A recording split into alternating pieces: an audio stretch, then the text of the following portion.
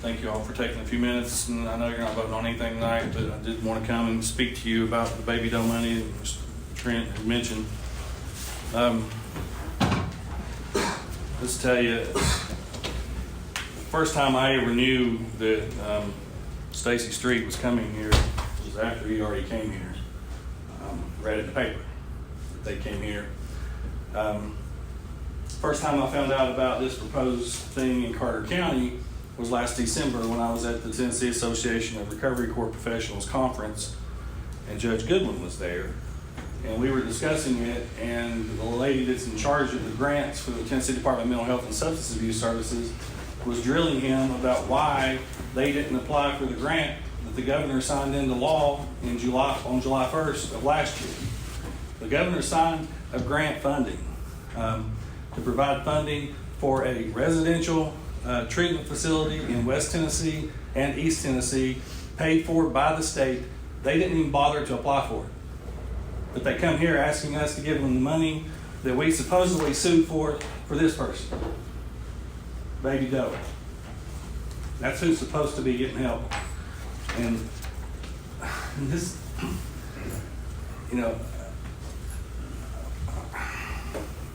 what bothers me is, I've been for 10 years, and I think Stacy Street came in here that I screenshotted it just because I thought it was extremely ironic. But his words to you the first time he came, I'll tell you right now, 10 years ago, if a criminal court judge stood in front of any county commission in the city and said, look, we don't need to put, and he said drug dealers in jail, we need to get them help, they would shot us on the courthouse lawn. Well, let's look back 10 years ago. What was that? That's when I took office. What did I do? I came here. I asked you to help me get a recovery court started. Started it myself. For the first year and a half, almost 2 years, I funded it out of my pocket. Anything they got, I paid for. Applied for grants, got a grant, found the additional money that nobody even knew what it was for, so to help supplement our expenses. And for the last 10 years, we have scraped to just be able to provide basic services to how many people we could to try to help them. And we've helped not as many as I'd like, but the ones that we have really helped, we have saved their lives, no doubt in my mind. And every time I've ever had to come here for anything, even if it was just to move money around in my own budget, because I want you to remember, we've never asked you for a dime of county money, never. Not one penny has this county ever given for recovery court or community justice or anything out of the budget that could have been spent on anything else. But anytime I've ever came, I've gotten raked over the coals about what are you doing, how many are you helping, what y'all doing over there, what do they have to do. I get all these questions thrown at me. And then I see these judges from out of county coming here, and all of a sudden we're ready just to throw money at them. Here you go. Here's $400,000. My budget was $50,000 a year until this year, and because they saw what I struggled with you guys to help get a raise for my one employee, they gave us another $20,000.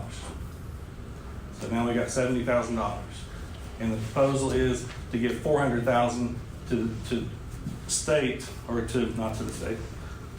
Basically, that's what you're doing.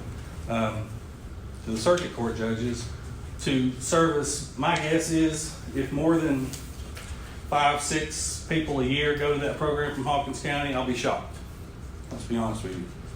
I went and looked from July 1st of 2019 to June 30th of 2020. There were 460 some, I think, cases in criminal court in Hawkins County. 86 of those were drug cases.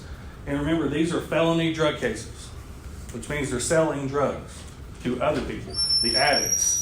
This person's mom, this person's dad. They're selling them to these people. Just like the drug companies were that y'all sued, saying they need to pay for selling the drugs to these people.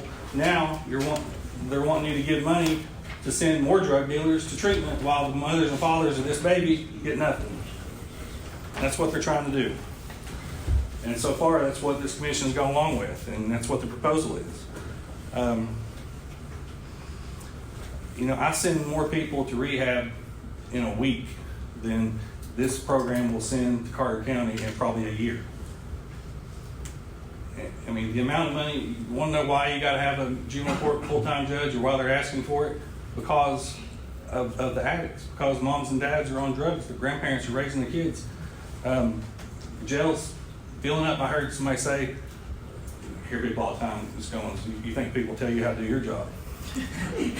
You know, there's a lawyer around every corner, or a judge around every corner apparently. But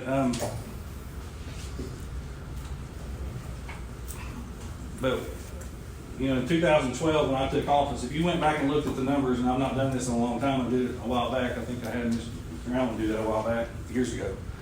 But the number of misdemeanor inmates in our jail versus state inmates, there's more misdemeanor inmates, which is ones I sent there. There's more of those in the jail now than there was when I took office. I'm not letting everybody out of jail by any means. By any means. Come up there and watch sometime. You know, I hear, and I don't believe half of what I hear because y'all know how that is. But, you know, if y'all think that people y'all talk to don't come back and say stuff to everybody else, crazy. So I get to hear stuff that y'all said supposedly all the time. So come up there sometime, see what we go through. Come to one of our little Halloween parties at the VFW twice a year, where we're trying to scrape together a few $100s so we can help somebody get some teeth because their teeth are rotted out from using that, or so we can help them put tires in their car so they can get back and forth to treatment. Those are the things that we do with no help from anybody. That's what I've been doing for 10 years. You know, I keep hearing we need to help the people here, we need to help the people here. You're right. We need to help the people here. We need to help them in Hawkins County. We don't need to send it to the Carter County and help them there, help the drug dealers there, and leave the addicts here with nothing. That's what they're asking you to do.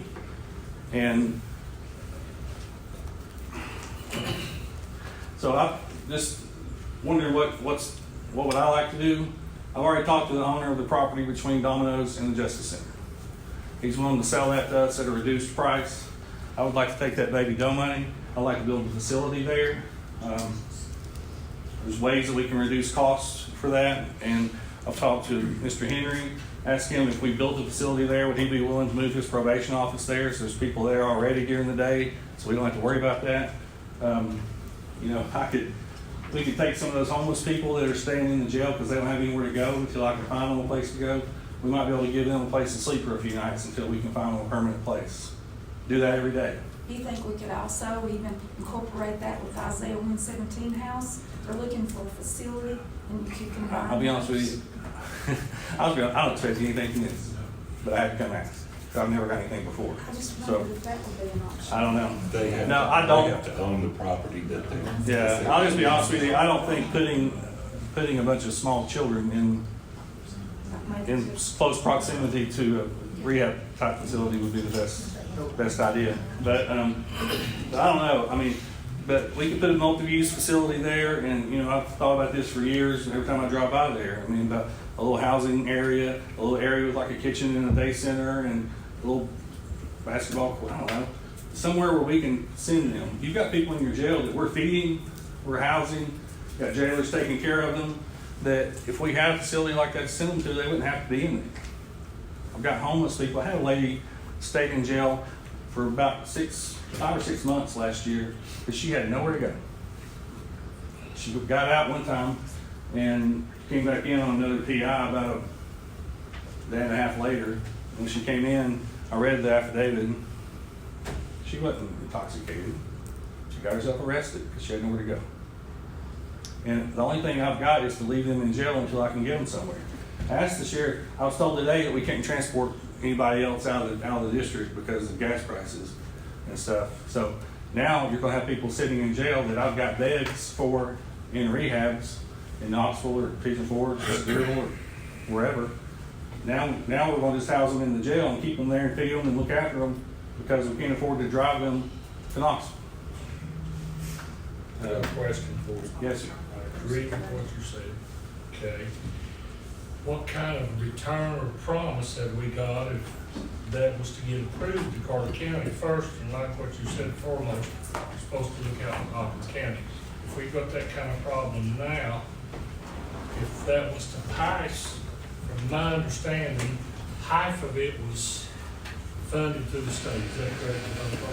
That's not my program. I don't know what they're I don't know doing. either. I don't know why they didn't just ask the state to fund it to start with, because the state already had the money. Okay. But they didn't take that money, they want our money. From my understanding, the only recourse that we have, the next commission, if it votes, if it passes, you get one board member on that, okay? That's not, you can put as many board members on as you want to up there. What people don't understand is the way criminal court works is in order for somebody to get sentenced to a sentence long enough to make it worth their while to go to a year or 18-month long program, most of the criminal court, you know, Sheriff, like most of the criminal court people that get convicted, they've already been in jail for 6, 8 months, a year, whatever. They don't have much time left. You think somebody that's got 3 months left on their jail sentence is going to agree to go to an 18-month long program in jail somewhere else? No. Told Mr. Roach this morning, if more than 5 or 6 a year ago, I'll be shocked. And we're going to get $400,000 as a proposal to help that program for 5 years? Would Carter County help us is my question. No. Okay. Yeah. If we use that money to build something here in the county, a structure, a facility, and work that would be here for decades. Okay, what kind of logistic plans have you thought or draw anything out if something was to get built, have to be funded future? Who would operate it? What I've looked at doing is if we can get it going, if we can get the facility going, then what I hope to do is fashion it kind of like Judge Sloan's houses in Jefferson County. Once you get them going, then their participants are required to work, they're required to pay rent, and they eventually become self-funded like all these places I send people to, you know, everywhere. There's one place, Volunteers for Recovery in Knoxville. Judge Ross, I have a question. Let me just answer real quick for him. But there's a organization called Volunteers for Recovery in Knoxville, and I don't know, I think they've got 15 or 20 different houses now because the guys go in there, they work, they give them jobs, making $17 an hour. Fully funded, how does it, can you get extra funding, or is it, which way, is it self-funded? Theirs are all self-funded, yeah, and that's, I know that that's the way it would have to be. It'd have to be set up that way. Because I know we're not going to invest to fund it. I know that's probably not going to happen. But I think it could work out and be self-funded. At least we'd have something. At least I'd have somewhere to put people. I agree with you, the money needs to stay here instead of Carter County. Some of those people in the jail, they're exactly where they need to be. Others are in there because they have addiction issues and we don't have anything to offer them. I mean, that's just the bottom line. I sit up there and bang my head against the wall every day. I mean, I'm dealing with stuff all the time, all weekend, all evening. But it's not just my recovery court. I mean, that's a very small percentage. That's what I was telling Mr. Roach earlier. My recovery court is a very small percentage of the people that we deal with. Our community justice program, we've probably got, my guess is probably 70 to 100 people right now in rehabs all over North Carolina, South Carolina, Georgia, Alabama, Tennessee, down in Memphis, Knoxville. And those are people that would otherwise just be sitting in the jail and we'd be feeding them and housing them and everything. Oh, that's one other point. So right now, the people that they want to send to Carter County. Judge, Hold on.